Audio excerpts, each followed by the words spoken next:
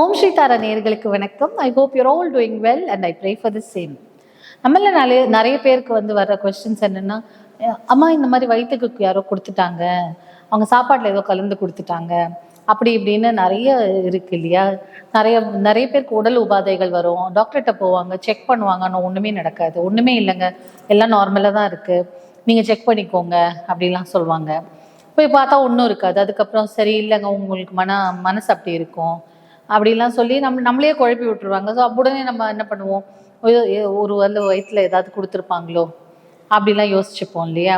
சப்போஸிங்லி யாருக்காவது இந்த மாதிரி வயிற்றுல கொடுத்துருக்காங்க அப்படின்னு நீங்கள் நினச்சிங்கன்னா, இல்லை அந்த மாதிரி வயிற்றுல கொடுத்து இனம் புரியாத வயிறு வலி அப்படிலாம் இருக்கிறவங்க, இல்லை டவுட்ஃபுல்லாக இருக்குது, ஏதோ கலந்து கொடுத்துட்டாங்க, சாப்பாட்டில் கலந்து கொடுத்துட்டாங்க, ட்ரிங்க்ல கலந்து கொடுத்துட்டாங்க அப்படின்னு நினைக்கிறவங்களுக்கு தான் இந்த வீடியோ. உங்கள் சொந்தக்காரங்களோ, உங்கள் ஹஸ்பண்டோ, உங்கள் அண்ணனோ, தம்பியோ, இல்லை உங்கள் ஒய்ஃப்க்கோ, உங்கள் அப்பா அம்மாக்கோ இதோ சொத்து பிரச்சனையாலேயோ யாராவது சாப்பாடில் ஏதாவது கலந்து கொடுத்துருந்தா அதை வெளியேற்றுக்கிறதுக்கு நிறைய விஷயங்கள் இருக்குது. அதில் ஒரு விஷயம் நம்ம இன்னைக்கு பார்க்கலாம்.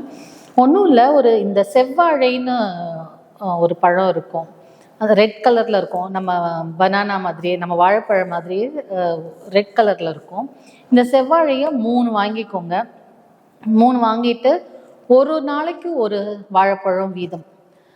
ஒரு மந்திரத்தை சொல்கிறேன் இப்போது. அந்த மந்திரத்தை 108 தடவை சொல்லுங்கள். யார் வேணாலும் சொல்லலாம், ஸ்பிரிச்சுவாலிட்டியில் இருக்கிறவங்களும் சொல்லி கொடுத்தா இன்னும் பவராக இருக்கும்.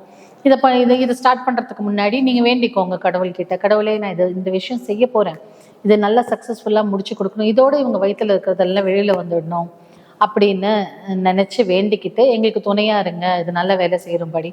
ஏன்னா கடவுளோட அருள் இருந்தால் தானே நம்மளுக்கு எல்லாமே நல்லதாக நடக்கும் என்ன. ஸோ அதனால் நம்ம கடவுள்கிட்ட வேண்டிக்கிறோம். குலதெய்வம் இருந்தால் டெஃபினட்டாக குலதெய்வம் தெரிஞ்சவங்க குலதெய்வத்துக்கிட்ட வேண்டிக்கோங்க. முடிஞ்சால் ஒரு வெள்ளை துணியில் மஞ்சளை நினச்சி ₹1 காயினை வச்சு, இந்த விஷயம் எனக்கு நல்லபடியாக முடிச்சு கொடு, நான் உன்னை பார்க்குறேன் அப்படின்னு சொல்லி ஒரு ₹1 காயினை முடிச்சு அதை வச்சுக்கோங்க. குலதெய்வத்தோட ஆசீர்வாதத்தோடு மட்டும்தான் இது பண்ண முடியும். ஸோ 3 வாழைப்பழம் வாங்கிட்டீங்க, அதில் ஒரு வாழைப்பழம் ஒரு நாளைக்கு எடுத்துக்கோங்க. வலது கையில் எடுத்துக்கோங்க.